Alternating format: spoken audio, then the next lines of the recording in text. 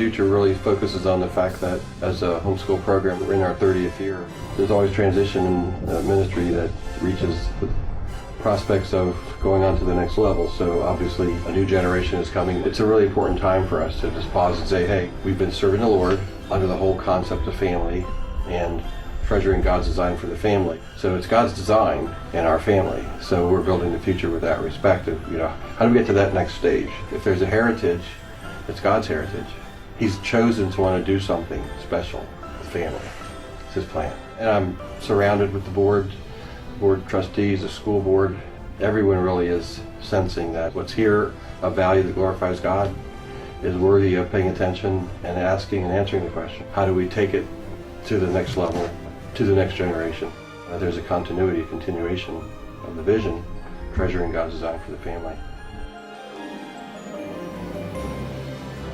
We organized a Christian school that acted as an academy and oversight for homeschoolers. And because of the importance of it being able to be tested in a court of law, we're very careful to keep all the necessary aspects of academics and education, knowing that in Maryland, churches could operate educational programs. So we launched our program under that venue, and then as the Lord would bless, our program eventually just became the model for homeschooling supervision in Maryland.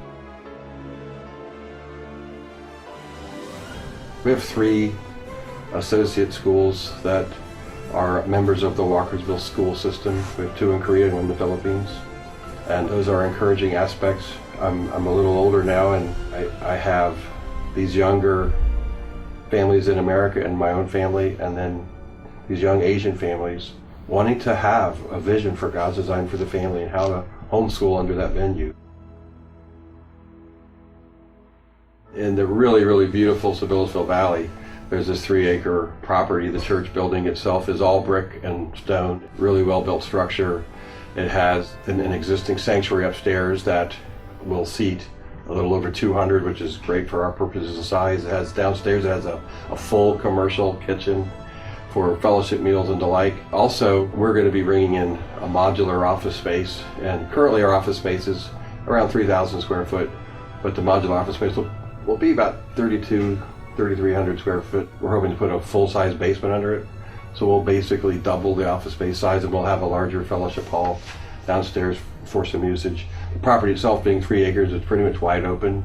It does have its own septic system and well, but a lot of open space for the kids to play. It's a beautiful place, has a potential for serving our need and really giving us a storefront in the community the Lord has put on our hearts, and we're looking forward to what God has for us in that location. I'm never going to imagine that a temporal structure is going to be the mechanism, of eternal transfer. But being able to have a center that we can access 24 hours a day, 7 days a week for ministry's sake and open that up, that's just going to free up a lot of opportunity.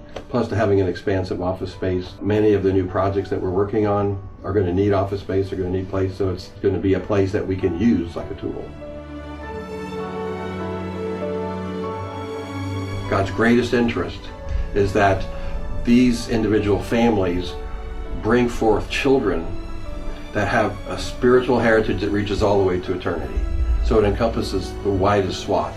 But part of the teaching tool, part of the training tool to godliness is the family learning how to overcome hardship and difficulty in taking dominion in the world that they live in. Having our responsibility to take care of our own family is one of the biggest expressions of the gospel, and having the family unit work at that together is one of the core values of a legitimate education system. So the Walkersville program envisions using this new building to house and develop some of the different aspects of that academic education.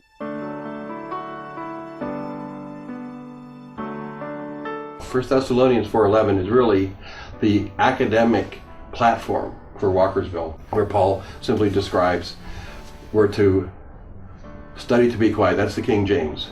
Well, you look up the word study, and there's only a few times that it's used in the King James, and in all the cases it means to have an ambition.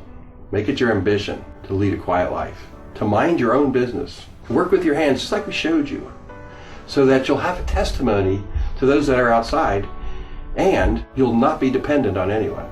The biblical model is similar to the state's model. Let's take responsibility for ourselves and not fall upon the state for dependency.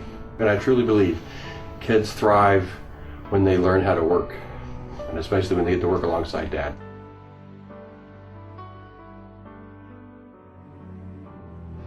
Being a Christian makes you a partner. If you're a Christian, you're inescapably a partner with the gospel of Christ because you care. And that kind of caring cuts way across every other temporal element of life. I've been blessed over the years. Those who've been a part of Walkersville have been deep, loyal, committed. We've had families in the school for 27 plus years. That's an incredible thing. First of all, it means these are larger families. And that's part of the blessing, just learning to value family in the first place. But secondly, that there would be that shared vision, that continuity. These things that I've walked through, modeled out, and worked with, they're things that are really precious and valuable. And they're the things that, it's not so much an institution that I want to promote, but it's that people can affect the society we live in. When I look at what God has done in terms of blessing my life under the banner of education, one of the interesting areas is this area of interaction with government officials. I ended up in Annapolis and at the Board of Education primarily because they wanted to tell me that, well, we don't do this anymore. You don't homeschool your kids. You send them to school. And I want to say, whoa, wait a minute. The most vital place of education is the home. Let me show you how it works. I had to become an advocate. These are the kind of things that we're responsible for as citizens. We're responsible for as Christians, paying attention. If you don't use your liberty, you lose it. When we've gotten involved with the government, said, you know what? The views you have are so valuable to people who want to practice, but nobody knows these things.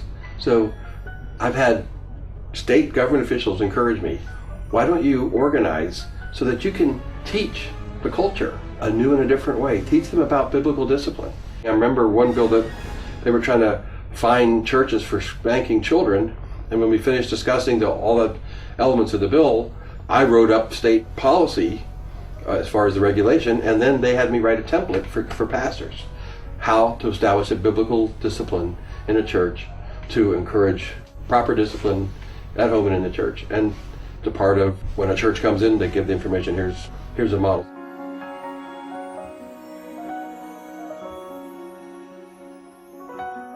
One of the difficulties and blessings of homeschooling is if you're really doing your biblical ministry correct, you're not promoting your organization. You're stimulating families to be all they can be for Christ in their setting.